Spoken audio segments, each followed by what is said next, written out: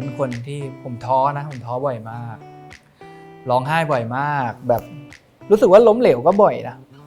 ในสิ่งที่เราลองทำอะไรก็แล้วแต่ผมแบบขอบคุณที่ไม่ยอมแพ้เลยคือท้อผมก็พักร้องไห้ผมก็พักก่อนแต่อย่ายอมแพ้คือขอบคุณที่ตัวเองสู้มาจนถึงทุกวันนี้แล้วสิ่งที่เราทำมามันแบบมันเริ่มกำลังจะตอบแทนเราแล้วนะอะไรอย่างเงี้ยเวลาอมเครียดเวลาอมเศร้าอะไรอย่างเงี้ยแบบแค่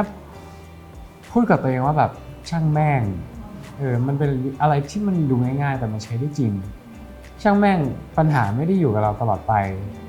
ถึงวันไหนมีความสุขมีสิ่งดีๆเข้ามามันก็มีวันจบลงเหมือนกันมันทำให้โอมแบบเป็นคนที่มีพลังในการใช้ชีวิตเป็นคนที่มีความสุขกับทุกคนทั้งตัวเองและคนรอบข้างแต่ในขณะเดียวกันไม่ได้อยากหยุดพัฒนาตัวเอง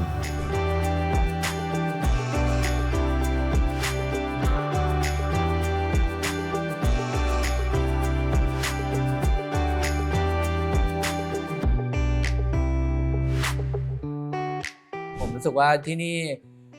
ให้ผมทำอะไรหลายอย่างมากแบบได้ลองหลายๆสิ่งหลายๆอย่างมากไม่ว่าจะขึ้นคอนเสิร์ตพิธีกรร้องเต้นแสดงโพสต์ครบทุกอย่างในพาร์ทวงการบันเทิงที่รู้สึกว่าได้ทำนะเกือบครบทุกอย่างแล้วกันผมก็คิดว่ายังไม่ทั้งหมดหรอกแล้วก็ที่นี่มีอะไรใหม่ๆให้ทำอยู่เรื่อยๆเลยอะไรอย่างเงี้ยเหลือแค่เป็นนางเอกเหลือแค่เป็นนางเอกที่ ที่จะได้ทำไม่ใช่ก็หมายถึงว่าเพราะว่าปีนี้ก็จะได้เห็นผมในบทบาทแบบพิธีกรมากขึ้นเป็นแบบพิธีกรรายการแบบจริงๆไปเลยอะไรอย่างเงี้ยที่ไม่ใช่แบบว่าเป็นอีเวนต์พิธีกรหรืออะไรเป็นมีรายการที่เป็นพิธีกรจริงๆเลยแล้วก็คอนเสิร์ตก็มีเพิ่งคอนเสิร์ตไปเมื่อต้นปีที่ผ่านมาแล้วก็ผมว่าเป็นการเริ่มต้นปีที่โอเคเลยนะปีนี้ผมด้วยงานถ่ายด้วยแล้วก็งานใหม่ๆอย่างอื่นที่ได้ทำผมว่าลงตัวมากๆในการอยู่3 ปีเร็วมากผมรู้สึกว่า3 ปีผมแบบเร็วมากนะในกับวงการบันเทิงแล้วกับการที่ได้รับโอกาสเยอะขนาดนี้ต้องแบบขอบคุณผู้ใหญ่ทุกคนแล้วก็ลูกค้าทุกคนที่แบบเห็นศักยภาพในตัวเราอะไรอย่างเงี้ยแล้วก็เลือกหยิบใช้เราอะไรอย่างเงี้ยก็ต้องมันเป็นโอกาสที่ดีอ่ะที่ได้ทำก็รู้สึกว่ามันจะไม่จบหรอกเพราะว่าผมรู้สึกว่าที่เนี่ยมันจะมีอะไรให้ทำใหม่ๆอยู่เรื่อยๆเลยแบบเนี่ยในการที่แบบอยู่ดีปีนี้ผมก็ได้มาเจอโอมแล้วก็มาได้เล่นซีรีส์วายอย่างเต็มตัวอะไรอย่างเงี้ยมันก็แบบเปลี่ยนไปเรื่อยๆในทุกๆปีอะไรเงี้ยก็ดีนะสิ่งที่ยากสำหรับผมก่อนที่ผมจะเข้ามาคือผมชอบการเป็นนักแสดงมากที่สุดแล้วผมรู้สึกว่าทุกวันนี้มันก็ยังเป็นนักแสดงอยู่ต่อให้จะมีงานพิธีกรหรือขึ้นคอนเสิร์ตบ้างร้องเต้นบ้างแต่ว่าสุดท้ายสิ่งที่เราอินกับมันมากที่สุดก็พิธีกรไม่ใช่ สิ่งที่เราอินกับมันมากสุดคือนักแสดงหลุดนะไม่ใช่พิธีกรนักแสดงแต่ว่าเมื่อกี้คิดในหัวคือมันมีงานที่แบบรู้สึกเริ่มชอบคือเบื้องหลังเริ่มชอบแบบการแบบเขียนบทการไปนั่งดูเขาเขียนบทการแบบเห็นเขากำกับอะไรอย่างเงี้ยเริ่มจะชอบถ้าแบบชอบเห็นการเขียนบทกำกับเริ่มเห็นงานเบื้องหลังรู้สึกว่าน่าสนใจเหมือนกันนะเนี่ยซึ่งเราไม่ได้เรียนมาทางนี้ไงเราก็รู้สึกว่าพออยู่แต่เบื้องหน้าแล้วมาเห็นเบื้องหลังแล้วจริงเบื้องหลังมันก็น่าสนใจมันมีอะไรให้ทำเยอะเหมือนกันนี่นาอะไร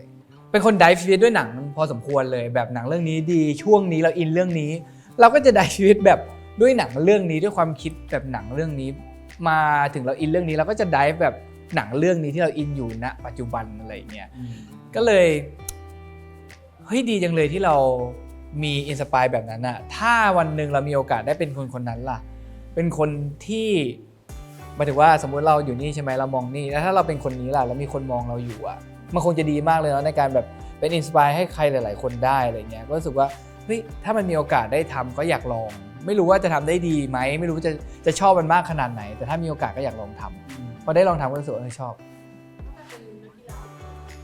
นักกีฬาจริงๆอ่ะพูดไปป้าเดี๋ยวป้าน้อยใจแน่เลยคือจริงๆอ่ะผมอ่ะไม่ได้เคยอยากเป็นนักกีฬาตั้งแต่เด็กๆนะแต่ว่าด้วยฐานะทางบ้านแล้วก็สิ่งที่เราดันทำมันได้ดีแล้วมันดันเป็นอาชีพที่หล่อเลี้ยงเราได้พ่อก็เลยแบบทำต่อไปอะไรเงี้ยเพราะด้วยจะออกมาเรียนก็ไม่ทันแล้วเพราะว่าตอนที่เป็นนักกีฬาเราทิ้งการเรียนทั้งหมดเลยอะไรเงี้ยเขาก็เลยแบบงั้นเป็นนักกีฬาให้สุดไปเลยอะไรเงี้ยผมรู้สึกว่าถ้าเราไม่ได้ให้ค่ากับมัน100%มันไม่มีทางตอบแทนเราอะถ้าเราไม่ได้ จริงใจกับมันจริงจังกับมันอ่ะมันไม่มีทางตอบแทนเราแน่นอนอะตอนที่เริ่มมาคิดว่านักกีฬาคงทิ้งไปทั้งหมดแล้วแต่จริงๆอ่ะคำว่านักกีฬามันคือสำหรับผมนะมันคือชีวิตมันให้เยอะมากถ้าผมไม่ได้เป็นนักกีฬามา15ปีอ่ะผมจะไม่เป็นมาร์ค พาคินแบบวันนี้ผมอาจจะไม่ได้แบบเห็นใจผู้อื่นเท่านี้หมายถึงว่าเราทำงานเป็นนักกีฬาเราทำงานเป็นทีมโค้ชกับนักกีฬาต้องไปด้วยกันนักกีฬากับนักวิทยาศาสตร์กับกีฬาต้องไปด้วยกันแล้วผมเป็นนักกีฬาแบดมินตันชายคู่กับคู่ผสมซึ่งผมเล่นคู่ไม่ได้เล่นเดี่ยวด้วยซ้ำผมทำงานเป็นทีมมาโดยตลอดอะไรเงี้ยก็เลยแบบสิ่งที่ติดมาเลยคือมากกว่าการทำงานเลยนะการทำงานผมสำหรับผมเป็นเรื่องเล็กมันคือการใช้ชีวิตคือการมีวินัยการเผื่อแผ่ผู้อื่นอะไรเงี้ยการแบบสังเกตผู้อื่นว่าเขารู้สึกอะไรอยู่อะไรเงี้ยการไม่หาคนผิดในสิ่งที่ปัญหากำลังจะเกิดเพราะสุดท้ายแล้วท้ายสุดอะเราก็ต้องทำงานด้วยกันต่ออยู่ดีมันลงเรือลำเดียวกันแล้วอะมันก็ต้องแบบอย่ามองปัญหาแบบให้มันมองให้มันไกลๆเรารู้สึกว่าเราช่วยกันได้ยังไง2คนก็ดีกว่าคนเดียวอยู่แล้ว2 ปีของอมในวงการนี้อมรู้สึกว่าถ้าพูดในเรื่องของการเป็นนักแสดงอมรู้สึกว่าที่ผ่านมามันเป็นเหมือนการชิมลางมากกว่าเพราะว่า1คืออมไม่ได้ทำงานตรงนี้เต็มตัวเพราะว่ามันมีงานหลักของอมคือการเรียนหนังสือช่วงที่ผ่านมาซึ่งซีรีส์เรื่องนี้หรือตั้งแต่เริ่มถ่ายเริ่มโปรเจกต์นี้มา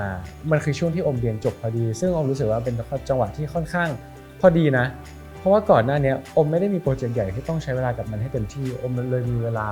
ให้กับการเรียนอย่างเต็มที่แล้วผลมันค่อนออกมาค่อนข้างที่จะน่าพอใจเลยทีเดียวซึ่ง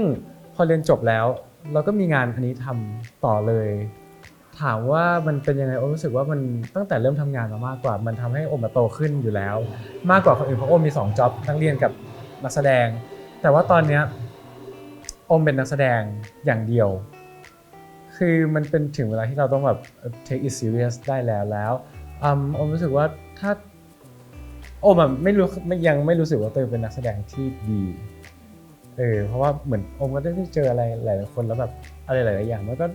รู้สึกว่าอมเองก็ต้องพัฒนาตลอดไม่ว่าแบบด้านไหนๆก็ตามอะไรอย่างเงี้ย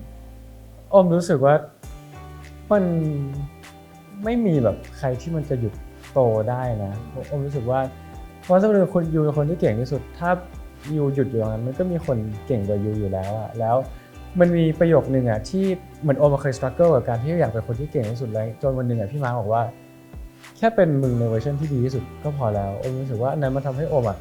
enjoy กับการทำงานในทุกๆวันได้แบบได้มากขึ้นแล้วก็ไม่ได้ขวนขวายที่จะแบบเป็นคนอื่นจนทำให้ตัวเองไม่มีความสุขเพราะว่าเหมือนเขาบอกว่าทุกงานทุกอาชีพทุกอินดัสทรีมีคนที่เก่งที่สุดอยู่อะไรแบบนั้นพี่มาเขาก็ยกตัวอย่างตัวเองให้ดูบอกว่ากูไม่ได้อยากเหมือนใครเลยจำได้ว่าตอนที่เราคุยกันนะกูเป็นของกูแบบนี้ก็ทำมาเรื่อยสุดท้ายมันก็เวิร์กในแบบของกูเองอะไรแบบนี้รู้สึกว่ามันแฮปปี้นะทำอะไรแบบนี้ซึ่งโอก็ยังไม่รู้หรอกว่าแบบอะไรคือแบบตัวตนของผมที่มันน่าหยิบใช้แค่โอรู้สึกว่ามันก็ต้อง explore ไปเรื่อยๆต้องพัฒนาตัวเองไปเรื่อยๆมากกว่าถ้าถามว่านี่มันคือชีวิตจริงโอรู้สึกว่ามันต้องกดดันมากขึ้นแหละแต่ว่ามันก็จะเป็นอีกทาสนึงที่ทำให้โอโตขึ้นว่าทำยังไงให้มีความคาดหวัง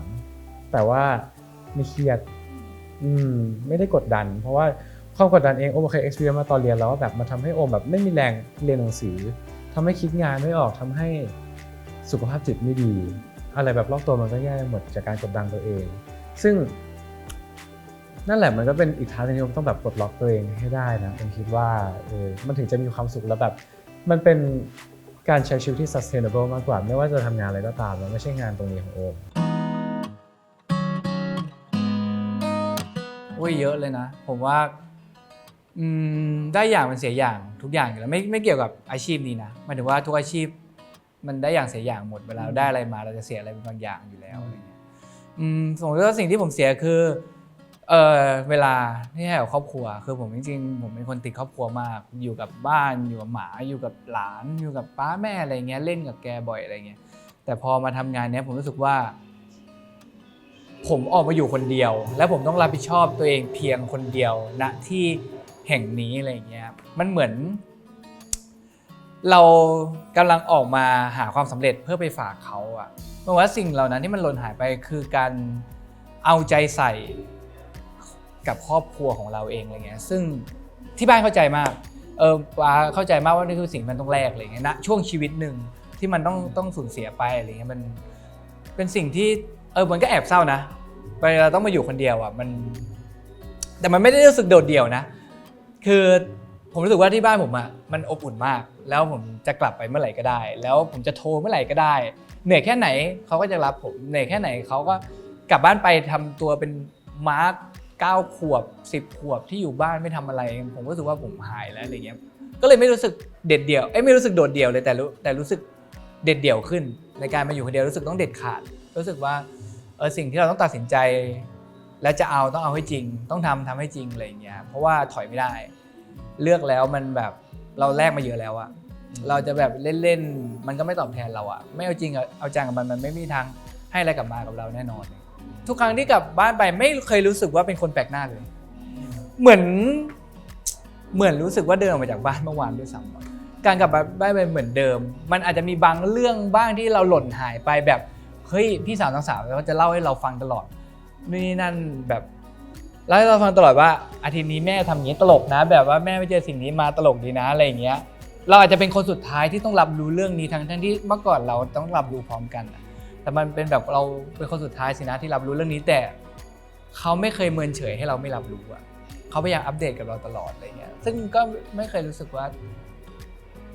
เป็นคนนอกอะเมื่อออกไปมีคิดถึงบ้างแต่ว่าไม่ถึงกับนอยรู้สึกว่านี่มันคือชีวิตอะมันจะไม่จะเอาอะแต่ไม่มันใช้คำว่าจะกินเนื้อเขาต้องเอาเนื้อเราแลกอะมันเป็นแบบนั้นอะหมายถึงว่าถ้าคุณไม่แลกคุณก็ไม่ได้อะมันต้องแลกแต่จุดที่การตัดสินใจทำนั้นป้าก็รู้ใช่ไหมว่าสิ่งนี้มันต้องเกิดขึ้นคือไม่รู้ว่าสิ่งนี้จะเกิดขึ้นไหมเพราะว่าเราไม่รู้ว่าเราจะประสบความสำเร็จถึงขั้นไหนแต่ถ้ามันแลกมาด้วยสิ่งที่ทำให้ป้าแม่สุขสบายอะมากขึ้นการเป็นอยู่ของทุกคนสบายมากขึ้นไม่ถึงก็ต้องรวยขนาดแบบโอ้โหเป็นพันล้านอะไรขนาดนั้นแค่สุขสบายมากขึ้นกว่าเดิมแล้วก็ไม่ต้องเครียดในการแบบถ้าป่วยแล้วทำยังไงจะเอาเงินที่ไหนรักษาแค่นี้ผมแบบพอแล้วรู้สึกว่าแลกมามันคุ้มมากๆจริงๆผมเป็นมาปีนึงแล้วนะหมายถึงว่าการเป็นแบบหัวหน้าครอบครัวทุกอย่างกันแบบเป็นมาแบบค่าใช้จ่ายยังไงเงินเดือนแม่ยังไงทุกเดือนอะไรเงี้ยประกันป้าแม่แต่ละปียังไงเปิดบริษัทแล้วนะนู่นนี่นั่นคือวันนี้ผมยิบจ่ายให้ครอบครัวหมดเลยใครเพิ่งซื้อรถให้พ่อไปก็เพิ่งซื้อรถให้ป้าไปจริงอ่ะในความรู้สึกผมนะผมเป็นคนกดดันตัวเองสูงผมรู้สึกว่าแม่งช้าไปด้วย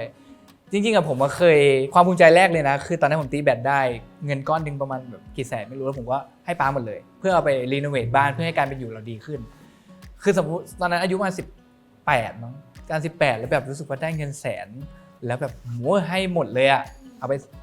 สร้างบ้านเอาแบบไปติดแอร์ไหมเพราะว่าจริงๆไม่มีแอร์แบบเอาติดแอร์ไหม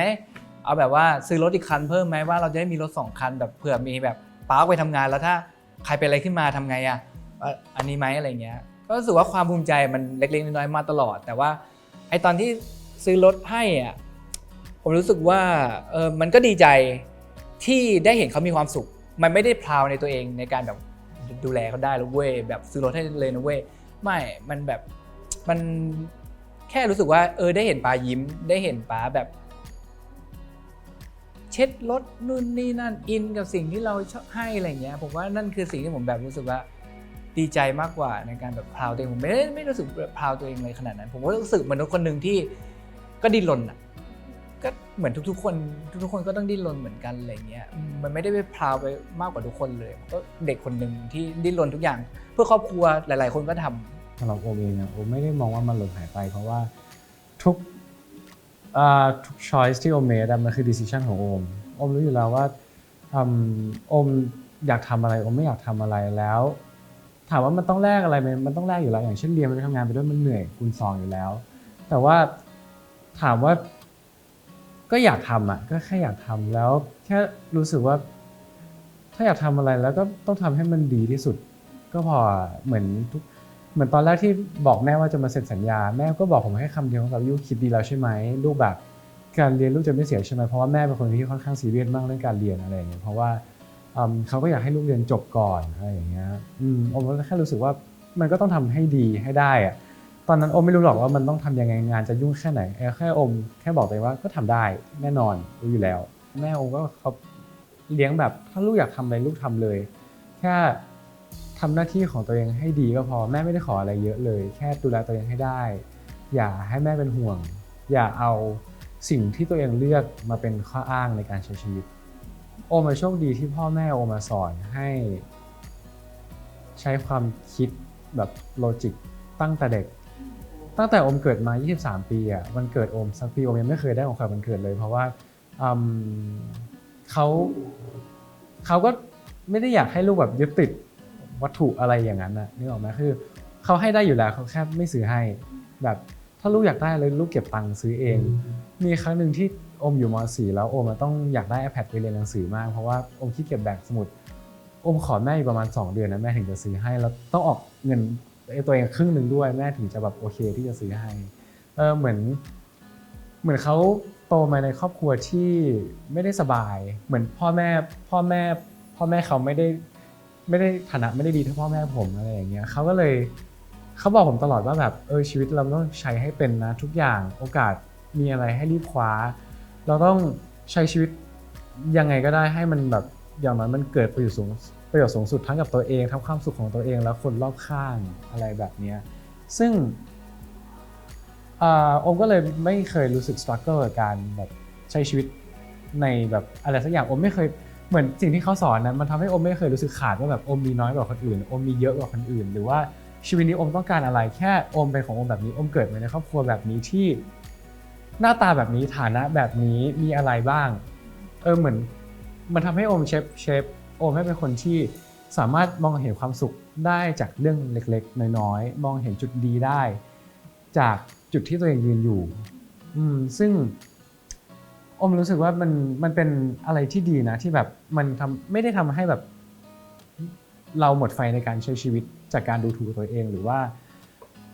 การมองคนอื่นเยอะเกินไปโอมไม่ได้ใช้ emotional เลยนะโอมคุยกันด้วยเหตุผลตลอดซึ่งหลายครั้งเองอะมันก็ทำให้คนรอบข้างรู้สึกว่าโอมเป็นคนที่แข็งทื่อไปคิดเป็นเหตุเป็นผลเกินไปความรู้สึกเองมันไม่ได้ใช้เหตุผลได้ 100%ในขณะเดียวกันเองมันไม่ได้ใช้หัวใจได้ 100% เหมือนกันผมเป็นคนจริงจังนะผมว่าหลายๆแฟนคลับของผมที่แบบติดตามผมมาสักพักหนึ่งอ่ะน่าจะพอรับรู้ได้ว่าผมเป็นคนจริงจังแล้วก็จริงๆมันก็มีพาร์ทที่ผมอ่ะเล่นไปเลยแบบแต่เล่นในที่นี้หมายถึงว่าผมชอบเห็นคนรอบตัวผมอ่ะมีความสุขเสพติดเสียงหัวเราะจากคนผู้อื่นแล้วก็รอยยิ้มจากผู้อื่นอะไรเงี้ยมันรู้สึกเรามีคุณค่าบางอย่างไม่รู้เหมือนกันเพราะสิ่งเหล่านี้มันแบบมันเหมือนตอนเด็กๆผมชอบดูตลกคาเฟ่อะแล้วมันมีความสุขจังเลยได้ดูพวกเขาอะไรเงี้ยทำไมพวกเขาสร้างเสียงหัวเราะให้คนอีกหลายๆโต๊ะที่นั่งดูด้วยกันเลยอะเขาดูมีคุณค่าจังเลยอะที่แบบเขาดูมีคุณค่าในการมีอยู่มีชีวิตอยู่อะเพราะว่าเขาสร้างความสุขให้กับทุกคนได้อะไรเงี้ยรู้สึกว่านั่นคืออาจจะอีกมุมนึงที่ผมแบบอาจจะไม่ได้เป็นคนตลกขนาดนั้นนะเป็นคนจริงจังแล้วก็อีกคนนึงก็อีกคนนึงเลยจะเป็นแบบนั้นเลยอะไรอย่างเงี้ยแต่มันก็ไม่เรียกว่าคนตลกปะมันก็แบบเสพติดพวกความสุขของผู้อื่นอะไรอย่างเงี้ยจากตัวเองก็ได้ อยากให้ทุกคนรอบตัวมีความสุข ไม่อยากให้เครียดเป็นคนแบบไม่อยากให้ทุกคนรอบตัวเครียดหรือแบบคิดมากกับชีวิตอะไรมากอะไรอย่างเงี้ย ผมคิดว่าคล้ายกันนะเพราะว่าถ้าจะให้นิยามมาโอมจะให้นิยามตัวเองว่าดูไม่ออกเพราะว่าโอมมันไม่ใช่คนที่จะโชว์ความคิดหรือโชว์ personality หรือไอเดียของตัวเองให้คนขนาดนั้นภายนอกเองแม้ว่ากับเพื่อนหรือว่ากับเพื่อนร่วมงานโอมจะดูเป็นคนชิลๆเป็นคนที่ไม่ค่อยคิดอะไรหรือว่าเป็นคนที่ตลกในกลุ่มเพื่อนโอมรู้สึกว่าโอมเป็นคนที่ตลกมากเป็นคนแบบเรียกเสียงหัวเราะเป็นคนที่ grab attention ได้ตลอดเวลาแต่จริงๆอย่างเงี้ยเพื่อนโอมหลายคนจะไม่ค่อยชินกับโอมในมุมที่เป็นคนจริงจังไม่ได้ชินกับในมุมที่แบบเป็นคนที่ตั้งใจทำงานมากๆหรือว่าเป็นคนที่ใช้ผลมากๆเป็นคนที่ซีเรียสมากๆเป็นคนคิดมากๆอะไรแบบนั้นซึ่งนั่นแหละฮะโอมรู้สึกว่ามันเป็นอะไรที่แบบคนดูไม่ออก เพราะว่าส่วนลึกๆแล้วอ่ะโอมเป็นคนที่ไม่ได้อยากให้คนอื่นมันต้องแบบมานั่งคิดกันหรอกว่าเราเป็นคนยังไงไปเศร้าอยู่นะดีใจอยู่นะหรือว่ากำลังคิดอะไรอยู่เพราะโอมรู้สึกว่าโอมเป็นคนที่จัดการความรู้สึกตัวเองได้ความคิดตัวเองได้โอมเลยแบบไม่ได้โอมเลยสร้างเกราะอันนั้นขึ้นมาแบบฉาบตัวเองอีกทีว่าแบบแบบเราไม่ใช่แบบเราดูแลตัวเองได้เวลาอมเครียดเวลาอมเศร้าอะไรอย่างเงี้ยแบบอมแค่พูดกับตัวเองว่าแบบช่างแม่งมันเป็นอะไรที่มันดูง่ายๆแต่มันใช้ได้จริงช่างแม่งปัญหาไม่ได้อยู่กับเราตลอดไปถึงวันไหนมีความสุขมีสิ่งดีๆเข้ามามันก็มีวันจบลงเหมือนกันแล้ววันไหนเจอเรื่องไม่ดีเรื่องแย่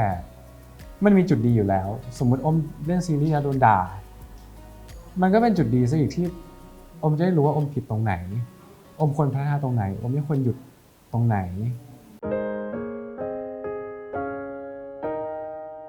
การทำงานร่วมกับโอมจริงๆเป็นอีกมูดหนึ่งเลยนะก็อย่างที่โอมบอกไปว่ามันดูไม่ออกตั้งแต่แรกจริงๆอ่ะคิดว่าเขาได้เป็นเด็กที่แบบสดใสล่าเริงจริงๆก็มีมุมนั้นอยู่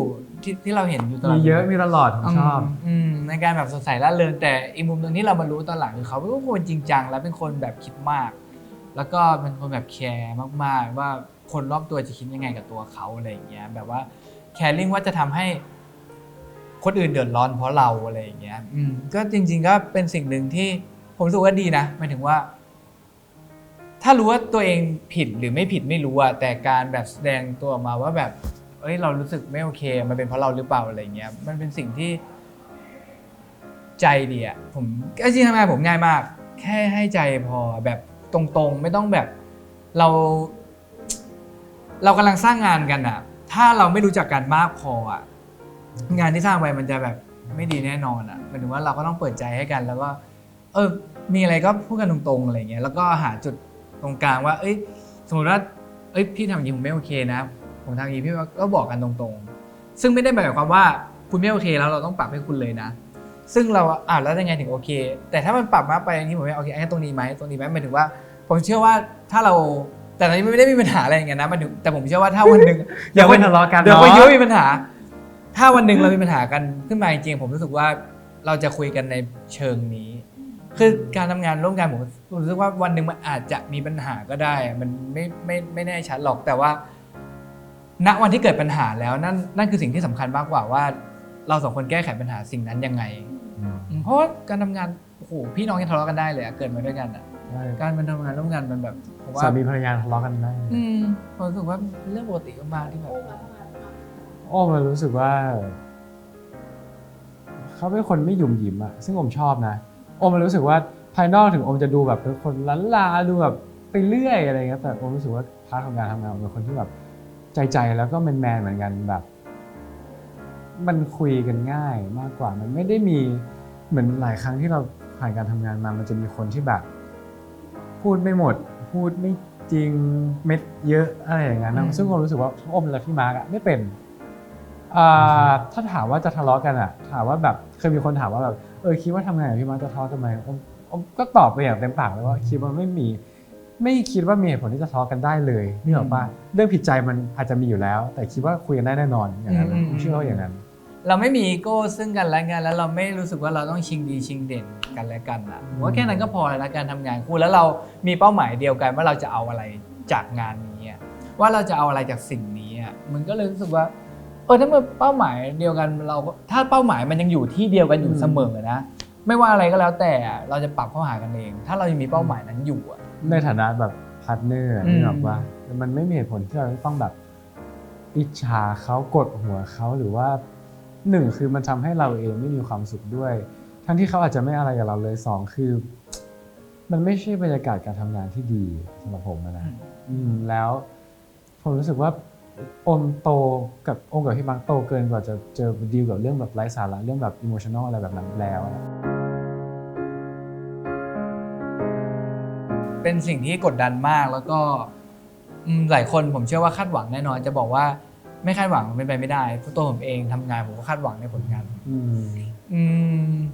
คือมันคิดฟุ้งซ่านเลยช่วงแรกที่แบบการที่เราโผล่มาแวบๆแล้วคนชอบบอกว่าการที่ม้าออกมานิดนึงมันเหมือน ทำให้เราจดจำเขาจังเลยอ่ะมาพาคินเราจดจำเขาจังเลยไม่ว่าตัวเขาจะอยู่ในตัวละครไหนก็แล้วแต่อะไรเงี้ยแต่พอมันเป็นนักแสดงนำอ่ะกูมันแค่กลัวว่าเอ้ยเขาจะอยากดูเราไหมนะหรือเขาแค่อยากดูเราโผล่ๆออกในซีนแค่นั้นถ้าเราต้องอยู่ทุกๆซีนล่ะอยู่ทุกๆ EP ล่ะเขาจะอยากดูเราอยู่ไหมอะไรเงี้ยมันก็คิดได้หลายแง่มุมมากๆเลยมันฟุ้งไม่หมดเลยสุดท้ายก็กลับมาที่ว่าเราก็ทำเหมือนเดิมอะทำเหมือนที่เราทำมาทั้งหมดอะหมายถึงว่าต่อให้คนจะไม่อยากดูมันก็คือสิทธิ์ที่เขาจะตัดสินใจไม่ดูเราอะเราก็ทำเต็มที่เหมือนเดิมที่ผ่านมาในพาร์ทของเราที่เราต้องรับผิดชอบในการแสดงของเราอะเราก็ทำมันให้เต็มที่เหมือนเดิมแค่นั้น เราก็ไม่เอามากดดันตัวเอง ช่วงแรกเอามากดดันตัวเอง แต่พอรู้สึกว่าจริงๆเราเคยสนุกแล้วฟิลกับมันมากนี่การแสดงที่เราชอบมันนี่อย่าทำให้มันหายไป อย่าทำเพื่อคาดหวังจะเอาอะไร อย่าทำเพื่อให้คนอื่น สมดังปรารถนาที่เขาหวังอ่ะไม่ได้ทำตามความหวังคนอื่นอ่ะเราทำตามความสนุกที่เราได้แสดงของเราเหมือนเดิมสิเขาจะชอบไม่ชอบเรื่องของเขาแล้วอ่ะทำอะไรไม่ได้ ไม่ชอบก็คือไม่ชอบไม่ถูกใจก็คือไม่ถูกใจยังไง เราทำอะไรไปเขาก็ไม่ถูกใจถ้าเขาจะไม่ถูกใจเราถามว่ากดดันไหมตอบว่าไม่ใช่เลยก็ไม่ถูกเพราะว่าถ้าเราจะไม่จริงจังกับมันนะนึกออกมันคือดูถูกโอกาสที่ได้มาได้หนึ่งเหมือนเราแบบฉีกหน้าผู้ใหญ่ได้สองนึกออกว่าที่เขาให้โอกาสเรามาแล้วถามว่ากดดันไหมกดดันแต่ว่าความกดดันนั้นเองมันก็ช่วยผลักดันแหละให้แบบเราพยายามให้เต็มที่ที่สุดเหมือนที่บอกไปสัมภาษณ์อะไรที่ว่ามันไม่รู้หรอกว่าทำได้ดีแค่ไหนที่ทำเล่นออกไปแต่ว่าไม่มีคิวไหนเลยที่กลับมาแล้วรู้สึกว่าอยากกลับไปถ่ายใหม่จังไม่มีสักคิวเลย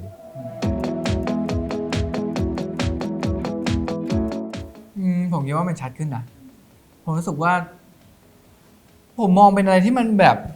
เป็นก้อนกลมๆที่มีเป็นรอยยิ้มอะแบบในความเป็นเราทั้งคู่เวลาแบบคนอื่นน่าจะมองเห็นในแบบนั้นอะมันเป็นแบบสองคนที่ enjoy ในแบบความสุข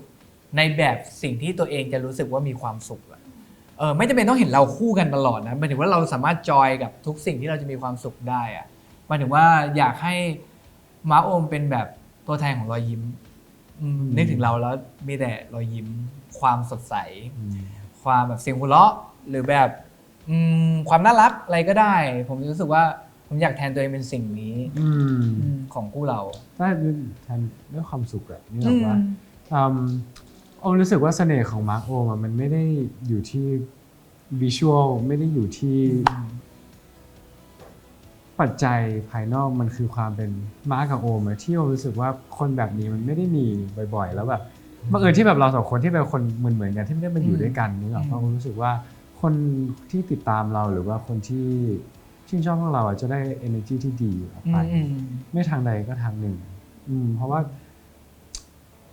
รู้สึกว่ามันมีแบบpersona perfusion อะไรสักอย่างที่มันเป็นความเป็นมาร์คโอที่แบบดีอ่ะเพราะมันจะเป็น energy ที่ทุกคนแบบอยู่ด้วยแล้วไม่รู้สึกว่าแบบจะทุกข์อ่ะไม่ได้อยากให้รู้สึกทุกข์มันเหมือนแบบซีรีส์เรื่องนี้ที่เรารู้สึกว่าเรา represent ความเป็น romantic therapy เนาะก็อยากให้มาร์คโอเป็นความ therapy ของทุกคนอ่ะไม่ว่าจะบุคลิกของพวกเราทั้งสองคนหรือ mindset ของพวกเราทั้งสองคนที่แบบอยากให้ฮิวใจทุกคนจริงๆอ่ะอยากให้เราเป็นตัวแทนในการแบบเหนื่อยจังไปหามาร์คโอดีกว่าแบบเครียดจังดูมาร์คโอดีกว่าอยากให้เป็นแค่นั้นเลยไม่ต้องรักพวกเราก็ได้ไม่ต้องติดตามพวกเราอะไรก็ได้แต่ว่าถ้าคุณเหนื่อยให้นึกถึงเราก็ได้เราจะเทอราพีพวกคุณมีความสบายใจอย่าเป็นพื้นที่ความสบายใจให้ทุกคนแค่นั้นเลยเหมือนทุกอย่างที่เราทำงานที่เราทำอะไรอย่างเงี้ยเราไม่ได้คาดหวังอะไรจากคนดูว่าแบบจะต้องขึ้นเทรนด์อันดับหนึ่งของโลกไม่ได้ต้องแบบengagement ดีมากแสดงอันดับขึ้นอันดับหนึ่งอะไรอย่างเงี้ยแค่เราในฐานะนักแสดงอยากให้คนดูมีความสุขกับการทำการแสดงของเราผมเป็นคนที่ผมท้อบ่อยมากร้องไห้บ่อยมากแบบรู้สึกว่าล้มเหลวก็บ่อยนะในสิ่งที่เราลองทำอะไรก็แล้วแต่ผมแบบขอบคุณที่ไม่ยอมแพ้เลยคือ ท้อผมก็พักร้องไห้ผมก็พักก่อน แต่อย่ายอมแพ้คือขอบคุณที่ตัวเองสู้มาจนถึงทุกวันนี้แล้วสิ่งที่เราทำมามันแบบ มันเริ่มกำลังจะตอบแทนเราแล้วนะอะไรอย่างเงี้ยทุกวันนี้มันก็โอเคแล้ว แล้วก็ทุกวันนี้มันก็เหนื่อยน้อยลงแล้วอยากขอบคุณตัวเองณวันนั้นที่กูไม่รู้ผ่านมาได้ไงเหมือนกันนะช่วงแรกๆที่เข้ามาที่นี่เหนื่อยมากทำหลายๆอย่างมากแล้วก็แต่มันไม่มีคำว่ายอมแพ้ในหัวเลยนะดีเหมือนกันที่ไม่ขอบคุณตัวเองที่ไม่คิดถึงคำว่ายอมแพ้เลยอะที่สู้กับอะไรก็ไม่รู้อะที่สู้กับในสิ่งที่ไม่รู้ว่าทุกคนจะชอบในความเป็นเราหรือเปล่าที่เราเลวิเซนที่ความคนที่คนเห็นว่าเป็นมาร์คพาคินอะที่ทุกคนเห็นทั้งหมดเราทำไปด้วยที่ไม่รู้ว่าทุกคนจะเอ็นดูไอ้คนนี้ปะวะ ก็มีคนไม่ชอบอยู่แล้ว จะข้างๆเนี่ยจะมีคนที่ไม่เข้าใจเราปะวะอะไรอย่างเงี้ยก็ทุกวันนี้มันก็มันตอบแล้วว่ามันก็มีคนชอบแหละแต่มันมีคนไม่ชอบก็มีแหละผมเชื่ออย่างนั้นก็แต่ก็ขอบคุณทั้งตัวเองแล้วก็คนที่รับในความเป็นมาร์คพาคินได้แล้วกันขอบคุณมากๆครับมันไม่มีคำว่ายอมแพ้ในหัวผมเลยนะแต่มันก็ไม่รู้ว่าเราทำไปเพื่ออะไรด้วยมันแบบแค่ต้องทำมันถอยไม่ได้ต้องทำไปทำไม่รู้ทำไปด้วยความไม่รู้เลยไม่รู้ใดๆทั้งสิ้นว่าแบบณวันนี้ทุกคนจะรู้จักมาร์คพาคินในเวอร์ชั่นแบบนี้อะไรอย่างเงี้ยและจะชื่นชอบเราในแบบนี้ได้ก็ถ้าจะขอบคุณสักหนึ่งอย่างก็ขอบคุณที่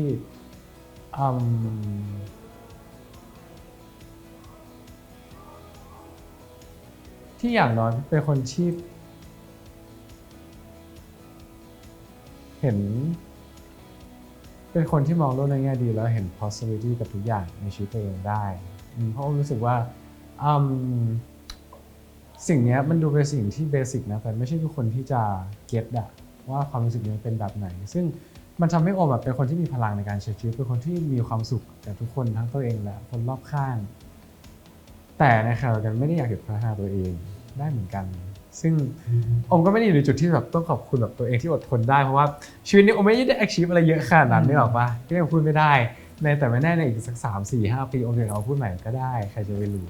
ฝากซีรีส์เรื่องแฟนที่ทันตแพทย์ส่วนใหญ่แนะนำ Sweet Tooth Golden Teeth ด้วยนะครับผมทุกวันศุกร์เวลา 20:30 ทางช่อง GMM25 ครับและรับชมออนไลน์นะครับเวลา 21:30 ที่แอป iQIYI หรือ iq.com ที่เดียวเท่านั้นนะครับเจอกันครับบ๊ายบาย